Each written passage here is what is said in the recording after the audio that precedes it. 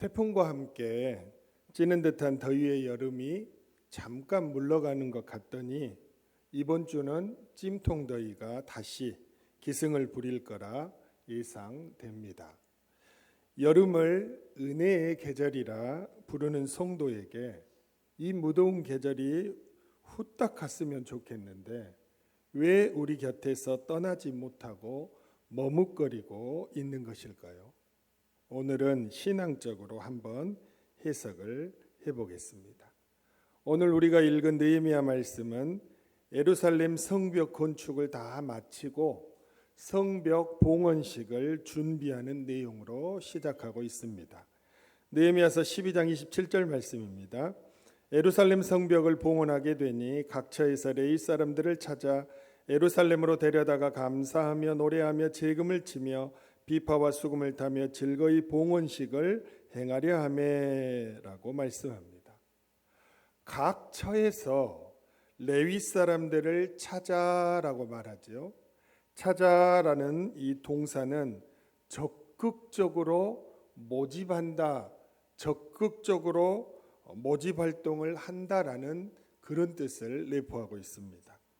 그러니까 백성들이 성벽 봉헌식에 꼭 필요한 레위 사람들을 찾기 위해 대대적으로 광고했을 뿐만 아니라 직접 레위 사람들이 있다고만 하면 그 지역까지 사람을 보내고 두루두루 찾고 소집하는 이런 아주 적극적인 방식으로 레위 사람들을 모았다라는 것을 이 단어가 표현해주고 있습니다. 왜 이렇게 애타게 레위 사람을 찾았을까요? 그들이 찬양과 연주를 담당하는 사람들이었기 때문입니다. 찬양과 연주를 담당하는 사람이 없어도 포로 생활 가운데 있다가 돌아온 상황이기 때문에 그냥 봉헌식을 드릴 수가 있는 것이죠. 그러나 레위 사람들이 자기들이 맡은 역할들을 잘 감당해 주었을 때 최선의 봉헌식이 되기 때문에 백성들은 레위 사람들을 그렇게 간절히 구하고 찾았던 것이죠. 레위인들이 얼마나 중요한 존재인지를 보여주는 장면이기도 합니다. 그렇다면 신앙적으로 볼 때 은혜의 계절 여름이 왜 아직도 우리 곁을 서성거리고 있는지 혹시 눈치가 빠른 분들은 눈치채셨습니까? 여러분이, 당신이, 우리가, 내가 얼마나 중요한 존재인지를 마지막까지 상기시키기 위해서입니다. 당신의 참여와 희생 없이는 그 어떤 것도 최상의 것으로 하나님께 드릴 수 없음을 깨닫게 하기 위해서입니다. 왜요? 여름은 은혜의 계절이고 하나님의 일을 하는 계절이기 때문입니다. 우리는 성경학교를 준비하는 순간부터 성경학교와 여름 캠프를 통해 계속해서 여름 행사를 진행해 왔습니다. 이 하나님의 일들을 진행해 올 때 여러분이 맡은 역할을 잘 감당해 주었기에 최상의 것으로 하나님께 드릴 수 있었고, 그리고 나름의 최선의 결과 또한 얻을 수가 있었던 것이죠. 그렇게 여러분은 늘 그렇게 하나님 나라와 교회의 중요한 존재였고 존재이며 존재여야 합니다. 자기 자신이 인정하지 않을지 몰라도 오늘도 여러분들이 지켜야 할 그 자리에 예배를 드리고 있기 때문에 우리의 예배가 최상의 예배가 되는 줄로 믿습니다. 이제 여름의 마지막을 장식할 아웃리치 섬김 사역과 오늘 새벽부터 시작한 특별 새벽 기도회 및 저녁 부흥회가 기다리고 있습니다. 주님의 몸된 교회는 중요한 당신을 이 자리에 초청합니다. 그리고 여러분의 헌신을 정중하게 요청드리는 바입니다. 히브리서 10장 25절에 모이기를 패하는 어떤 사람들의 습관과 같이 하지 말고 오직 권하여 그날이 가까움을 볼수록 더욱 그리하자 말씀합니다. 어떤 사람들은 교회에서 같이 모여 사역하고 예배하는 일들을 싫어했어요. 자꾸 모이지 말자고 하는 것이죠. 그러나 하나님 나라의 주인공인 것을 아는 성도들은 예수님이 재림할 날이 가까워오면 올수록 서로를 격려하고 또 서로에게 힘을 주면서 더욱 열심히 모인다는 것입니다. 그래서 여러분, 앞으로 우리가 살아가는 세상의 교회는 분명하게 두 가지의 교회로 나뉠 것입니다. 하나는 잘 안 모이는 교회, 하나는 잘 모이는 교회. 여러분, 어떤 교회가 하나님이 말씀하시는 진짜 교회입니까? 잘 분별해야 하겠지요. 찰스 콜슨과 엘렌 산틸리본이 쓴 이것이 교회다, 저번 주에도 소개드렸던 이 책 58페이지에는 일부 3장의 제목이 나에게 편안한 종교를입니다. 성도들이 나에게 편안한 교회를 원한다라는 것이죠. 그리고 첫머리에 C.S. 루이스의 말을 실어 놓았습니다. C.S. 루이스가 다음과 같이 말했어요. 나는 행복해지려고 종교를 찾은 것이 아니었다. 그런 행복은 포트와인 한 병으로 얻을 수 있음을 나는 알고 있다.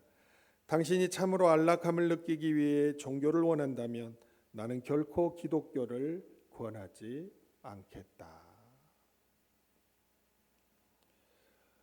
기독교는, 신앙은 행복하기 위해, 안락하고 편안하기 위해 하는 게 아니라는 것입니다. 만약에 그거를 원하는 사람들이라면 이분은 절대로 기독교를 권하지 않았을 것이라 말합니다. 오늘 주일 손님 맞을 준비로 바쁘게 지낼 우리 청년부가 있고, 그 중에는 직장에 휴가를 내고 올인하는 청년이 있고, 준비위원회 위원으로 수고하는 청년이 있으며, 그 이외에 식사 준비와 기타 섬김에 최선을 다하는 손길들이 있습니다. 무더운 여름에 부지런히 움직이고 사역하고 주님의 몸된 교회와 하나님 나라를 위해 편안함을 내려놓고 안락함을 멀리하고 일부러 주의 나라를 위해 헌신하는 손길들이 있습니다. 계속해서 찬양팀 그리고 방송팀 새벽을 깨우고 최선을 다해 달려가는 그러한 각오와 결단들이 하나하나 모여서 은혜의 계절이 펼쳐지는 것이지요. 나 한 사람이야 괜찮겠지? 아닙니다. 나 한 사람이 참석하고 많은 역할을 감당할 때 최상의 것을 하나님께 드리는 성도가 되는 것이지요. 그러면 이렇게 질문할 수도 있을 것입니다. 꼭 우리 교회 같이 그렇게 해야 합니까? 정기적인 예배만 잘 드리면 됐지 그런 것까지 해야 합니까? 안 하는 교회도 많던데. 사랑하는 여러분, 교회는 사람을 살리는 공동체입니다. 사람에게 행복을 주는 공동체가 아니라 그 영혼이 사단에게 먹히지 않도록, 죄 가운데서 빠져나오도록, 주님을 구주로 믿고 승리하도록, 구원의 길을 끝까지 걸어가도록 건져내는 것이 교회입니다. 그래서 교회는 하나님의 희망입니다. 부지런히 움직이고 사역하고 예배하고 은혜받고 한 영혼이라도 구원하고 좋은 교회를 이루는 구성원으로 성장시켜 가는 것이 교회의 사명이라는 것이죠. 이러한 사명에 충실하지 않은 교회를 다녔다면, 그러한 교회의 일원으로 신앙생활을 했다면 나중에 예수님을 만났을 때 뭐라고 말할 것입니까? 같은 책 이것은 교회다 48페이지에 보면 다음과 같은 연구 결과를 실어냈어요. 최근에 목회자들에게 그리스도가 오늘 재림하셔서 자신들의 교회를 평가한다면 어떨 것인가라는 내용의 설문조사를 했는데, 질문 대상자 중 0.5% 미만만이 자신들의 교회가 그 역할을 성실하게 잘 감당했다는 평가를 받을 것으로 믿는다고 답했다. 43%는 비록 성공적은 아닐지라도 남부끄럽지 않은 평가를 받을 것으로 생각한다고 했으며, 53%는 인간 영혼과 사회에 긍정적인 영향을 거의 끼치지 못했다는 평가를 받을 것이라고 답했다. 사랑하는 여러분, 우리가 결코 피할 수 없는 만남이 있습니다.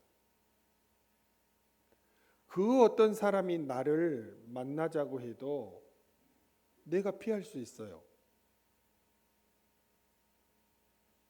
그러나 내가 아무리 피하려고 발버둥을 쳐도 절대로 그 만남을 피할 수 없는 만남이 있습니다. 나중에 재림하실 예수님과의 만남입니다. 여러분, 이단들 봐봐요. 그 이단들 보면 재림하신 예수님을 만나겠다고 그렇게 성경 공부를 밤새워 하고 얼마나 요란 법석을 떠는지 모릅니다. 근데 여러분, 성경 공부해서 예수님을 만나서 칭찬받을까요? 다른 교회에 잘 다니고 있는 영혼들을 꼬여서 이단으로 끌고 가는 그런 것들이 예수님을 만나면 칭찬받을까요? 목적과 방향 자체가 잘못된 것입니다. 교회는 사람에게, 사회에게 유익을 던져주고 구원하고 살리는 그런 공동체여야 합니다.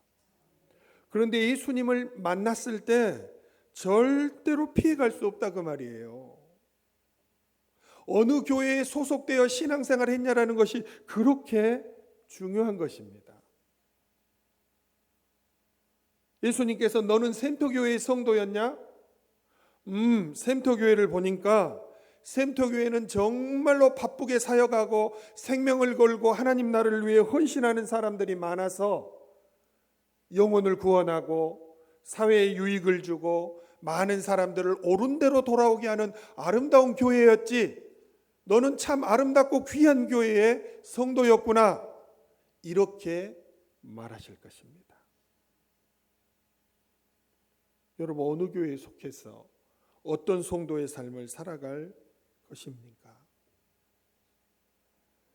교회를 다니고 신앙생활하면서 교회가 성도를 너무 바쁘게 몰아간다, 쉴 수 있도록 편안한 교회를 만들어줘야 하는 것 아니냐 말하기 전에 교회가 뭔지를 알아야 합니다.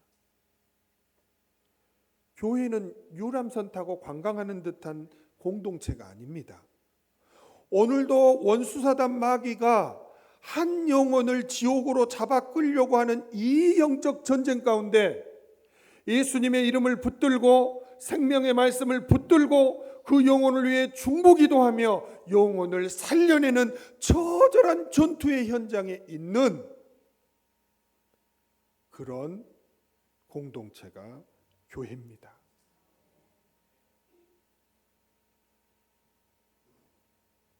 그럼 여러분, 뭐가 중요하겠습니까? 여러분, 뭐가 귀한 일이겠습니까? 주님 앞에 정말로 건강하다는 평가를 받는 것이 중요하지 않겠습니까? 그러면 여러분, 건강한 교회라는 평가를 받기 위해 누가 열심히 해야 합니까? 옆에 교회 성도가 해야 합니까? 여러분, 누가 주체지요? 이 교회를 함께 섬기는 여러분이 주체요. 주님이 그래서 여러분들을 정말로 소중하고 귀하게 생각하시는 것입니다. 그래서 오늘 한 자리 한 자리 차지하고 예배하는 여러분들을 하나님께서 보고 싶어 하시고 여러분 모두에게 늘 희망을 걸고 계시는 것입니다. 우리 모두가 모여 이룬 샘터 교회를 그래서 하나님께서 사랑하시는 것입니다. 믿습니까? 먼저 교회가 있고 교회를 건강하게 세워야 할 우리의 사명이 있고 그리고 그 가운데 하나님이 주시는 은혜와 복을 누리는 것입니다.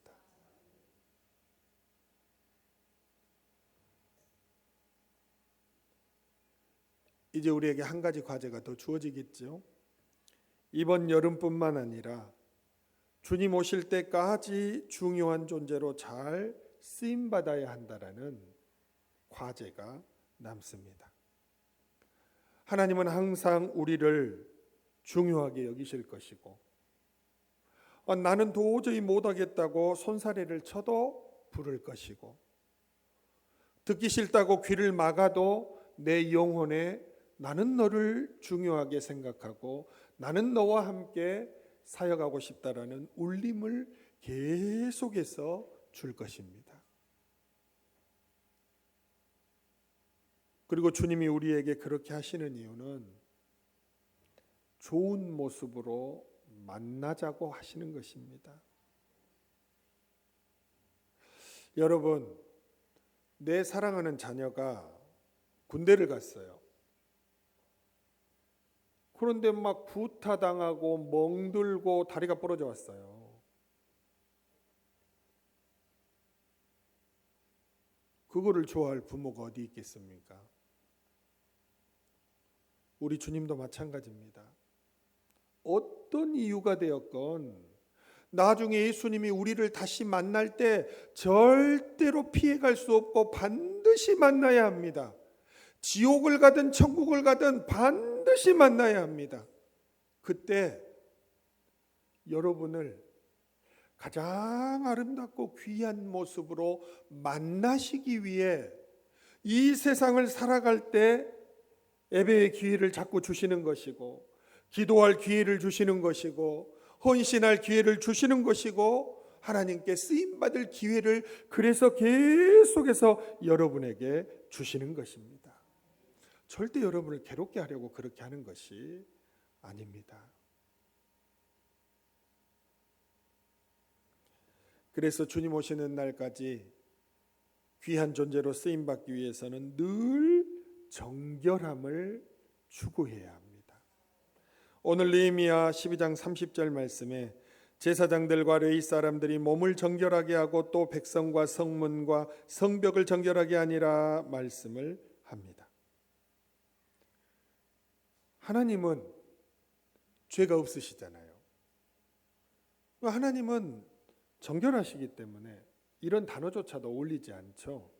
흠과 티가 없기 때문에 하나님께 쓰임받는 사람은 정결함을 입어야 합니다. 성벽도 깨끗하게, 성문도 깨끗하게, 백성도 깨끗하게, 몸도 깨끗하게, 그리고 속사람도 깨끗하게 늘 정결함을 추구해야 그래야 중요한 존재로 쓰임을 받는다는 것입니다. 사랑하는 여러분, 왜 세상에서 여러분의 상관들이나 사람들이 여러분을 별로 귀한 존재로 대우하지 않으면 화도 내고 짜증도 내고 자존심 상한다고 하면서 하나님께서 여러분들을 별로 중요한 존재로 여기지 않는 것처럼 행동하십니까? 하나님은 여러분 한 사람 한 사람을 이 세상에서 가장 귀한 존재로 대우하시고 여기시는데 왜 여러분 스스로가 나는 별로 중요한 존재가 아니야. 뭐 내가 예배 안 간다고 별일 있겠어?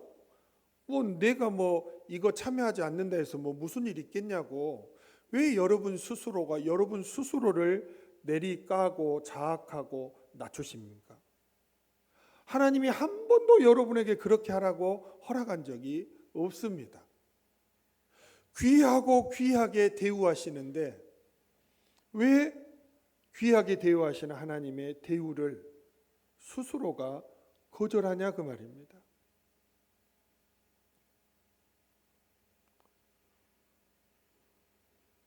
세상 사람들이 나를 별것 아니게 여기는 것, 그건 그냥 웃고 넘어가 버리면 됩니다. 그러나 주님이 나를 가치 있게 여기지 않는 것은 심각한 것이죠. 그런데 주님께서 여러분들을 아무리 귀하게 여기셔도 여러분 스스로가 귀하지 않는 것처럼 행동한다면 우리는 귀한 사람이 되지 못하는 것입니다. 하나님 앞에서도 귀한 사람처럼 세상에서도 귀한 대접을 받고 세상에서 존귀한 대접을 받는 것처럼 하나님 앞에서도 존귀한 자로 여김받는다면 이보다 더 아름답고 귀한 일이 어디에 있겠습니까? 안타깝게도 오늘날 교회에서 귀한 대접을 받으면 세상에서는 그렇지 못하는 경우가 있고 세상에서 귀한 대접을 받으면 교회에서는 그러지 못하는 신뢰들이 빈번합니다. 사랑하는 여러분, 중요한 것은 하나님이 나를 여전히 중요하게 여기신다는 사실입니다. 어제나 오늘이나 영원토록 나를 중요하게 여기시기 때문에 나에게 복을 주시고 나의 필요를 채우시고 좋은 사람도 붙여주시고 좋은 사람을 만나게 하시고 은혜도 주시고 평강도 주시고 기쁨도 주시고 많은 것들을 허락해 주시는 것입니다. 우리의 인생의 목적은 늘 그런 하나님과 가까이 하여 아름답게 쓰임받을 수 있도록 정결함을 추구하고 하나님을 가까이 하는 것이리라 믿습니다. 특별히 디모데후서 2장 20절과 21절이 다음과 같이 말씀합니다. 큰 집에는 금그릇과 은그릇뿐 아니라 나무그릇과 질그릇도 있어 귀하게 쓰는 것도 있고 천하게 쓰는 것도 있나니 그러므로 누구든지 이런 것에서 자기를 깨끗하게 하면 귀히 쓰는 그릇이 되어 거룩하고 주인의 쓰심에 합당하며 모든 선한 일에 준비함이 되리라 말씀하십니다. 어떤 사람은 금그릇일 수도 있고 어떤 사람은 질그릇일 수도 있어요. 그러나 하나님께 쓰임받는 그릇은 깨끗한 그릇입니다. 하나님께서 우리를 부르셔서 예배할 기회를 주시고 회개할 기회를 주실 때 주님 앞에 부르짖고 회개하고 깨끗함을 입을 때 어떤 그릇이냐가 중요한 것이 아니라 깨끗하기만 하면 하나님께 아름답게 쓰임받고 복을 받는 줄 믿습니다. 언제까지요? 예수님 오시는 그 마지막 날까지 그렇습니다. 주님 오시는 날까지 중요한 존재로 쓰임받기 위해 하나 더 생각할 것은 정결함과 더불어 세심함, 세밀함을 추구하는 삶을 살아야 합니다. 느헤미야 12장 45절 말씀입니다. 그들은 하나님을 섬기는 일과 결례의 일을 힘썼으며 노래하는 자들과 문지기들도 그러하여 모두 다윗과 그의 아들 솔로몬의 명령을 따라 행하였으니 말씀합니다. 힘썼으며 라는 단어는 관심을 기울여 주의 깊게 실행했으며 그런 말씀입니다. 건성건성하는 거, 덜렁덜렁 대는 거 참 좋지 않는 습관이지요. 하나님은 여러분과 저를 구원하시는 일에 한치의 오차도 없었습니다.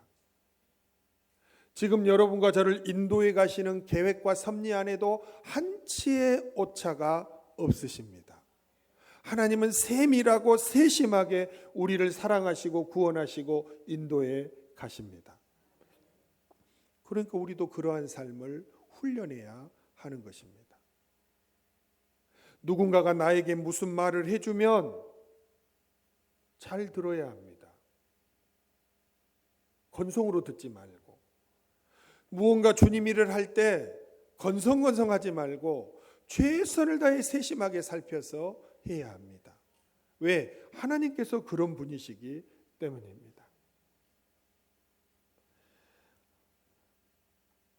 어떻게 인생을 살 것인가라는 수린의 책이 있습니다. 부제목이 하버드대 인생학 명강의라는 부제목이 달려 있습니다.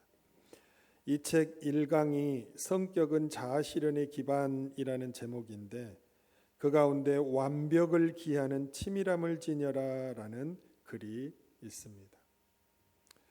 이런 내용입니다. 그럼 1%의 부주의가 미국이라는 한 나라에 불러올 놀랄만한 결과를 살펴보자. 매년 약 11만 4,500켤레의 짝짝이 양말이 유통되고 세무당국에서 잘못 처리되거나 분실되는 문건이 연간 25,077건에 달할 것이며 기사 내용이 누락된 월스트리트 저널의 신문이 약 3,056부에 이르게 된다.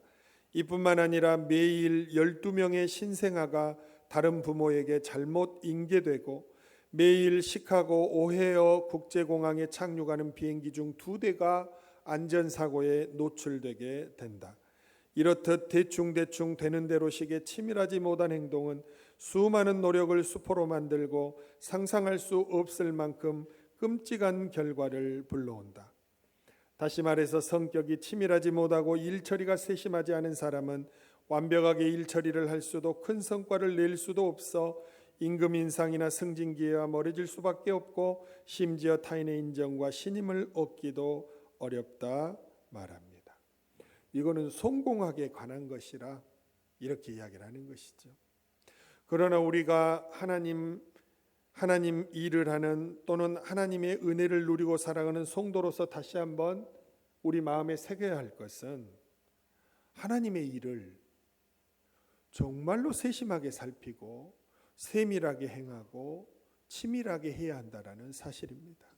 그래야 우리가 받아야 할 은혜, 우리에게 흘러와야 할 은총, 우리에게 흘러와야 할 복이 하나도 옆으로 새지 않고 다 우리 교회를 통해 우리에게 오는 줄 믿습니다. 또 이렇게 말하면 아이고 목사님, 저는 원래 성격이 덜렁덜렁해서 맨날 잊어버리고 다니고 어떻게 해요? 그럼 저는 하나님이 기뻐하시지 않을까요? 아니요. 기뻐하세요. 하나님이 뭘 말씀하시는 것이죠? 이제부터라도 노력하라 그 말입니다. 왜요?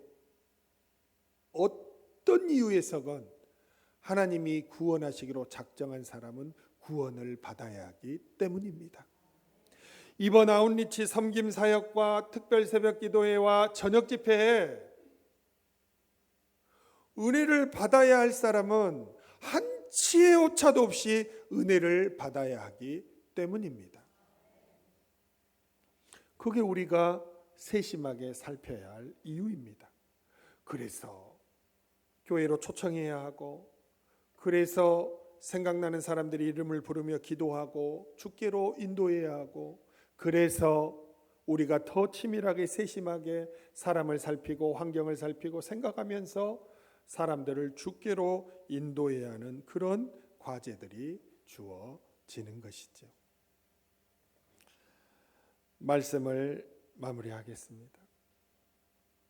오늘 우리는 신앙적으로 볼 때 은혜의 계절 여름이 왜 아직도 우리에게 손짓하고 있는지, 왜 아직도 우리 곁을 서성거리고 있는지 살펴보았는데 이제는 눈치를 채셨죠.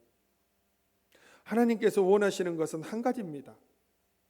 여기 앉아있는 여러분 모두가 자기 자신이 얼마나 중요한 존재인지를 깨닫기를 바라십니다. 깨달으면 그 사람의 자세가 달라질 것이고, 그 사람의 삶의 태도가 변할 것이고, 그 사람의 가치관이 달라질 것입니다.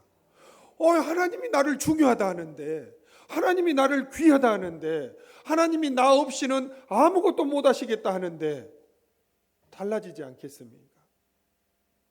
그래서 은혜의 계절은 다시 이 여름 끝자락에 여러분과 저에게 은혜의 기회를 허락하고 있는 것입니다. 여러분, 어떻게 해야 하겠습니까? 적극적으로 열성적으로 열정을 가지고 반응해야 하겠지요. 이 기회를 통해 여러분과 제가 최상의 것을 하나님께 드리는 교회를 세우고, 하나님께 최상의 것을 드려 최상의 복을 받는 성도로 변화되고, 우리의 교회가 하나님이 정말로 인정하시는 가치 있고 건강한 교회가 되고, 여러분과 제가 영원토록 존중받고 가치 있고 귀하다 여김받는 성도가 되어야 하지 않겠습니까? 그리고 이 삶을 예수님이 재림하시는 그 날까지 지속하기 위해 우리는 은혜의 기회에 정결함을 덧입고 은혜가 새지 않도록 완벽함을 추구하면서 은혜의 자리에 나와 그 은혜로 충만해져야 되지 않겠습니까? 사랑하는 여러분, 이번 한 주 무더위가 기승을 부릴 거라고 예보하고 있지만, 오늘 새벽에 설교한 것처럼 진짜로 화상을 입을 정도로 뜨거운 은혜가 여러분 영혼 가운데 충만하게 임해서 여러분 가운데 있는 모든 죄의 불순물과 교만과 불순종함의 것들이 싹 깨끗하게 태워지고, 정금처럼 순금처럼 24K 금처럼 깨끗하게 하나님의 사람으로 다시 거듭나서 변함없이 쓰임받고 복의 길을 갖는 여러분과 제가 되기를 간절히 바랍니다.